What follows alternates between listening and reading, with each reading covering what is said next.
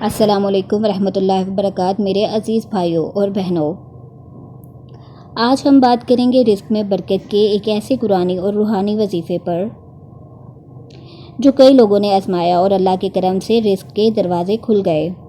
اللہ تعالیٰ قرآن پاک میں فرماتا ہے، ان اللہ هو الرزاق ذو القوۃ المتین، یعنی رزق دینے والا صرف اللہ ہے اور اس کی طاقت کامل ہے۔ نبی کریم نے فرمایا، جس کو یہ پسند ہو کہ اس کا رزق بڑھا دیا جائے اور اس کی عمر دراز ہو تو وہ صلہ رحمی کرے۔ وظیفے کا طریقہ: وقت فجر کے بعد یا عشاء کے بعد۔ طریقہ کار: پاک صاف حالت میں قبلہ رخ بیٹھیں، دل میں یقین رکھیں اور دینے والا صرف اللہ کی ذات ہے۔ اول و آخر 11 مرتبہ درود ابراہیمی، درمیان میں یہ ذکر 313 مرتبہ کریں۔ یا رزاق یا وہاب، آخر میں دعا کریں، یا اللہ میرے رزق میں برکت عطا فرما، حلال روزی دے، میرے دل کو طاقت دے اور مجھے دوسروں کا محتاج نہ بنا۔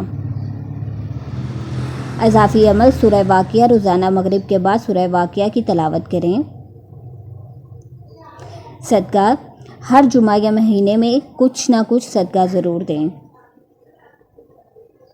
نماز کی پابندی: 5 وقت کی نماز رزق کا دروازہ ہے۔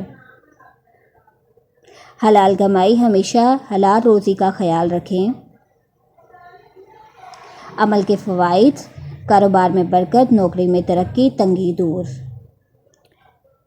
قرض سے نجات، دل کا سکون، گھریلو پریشانیاں ختم۔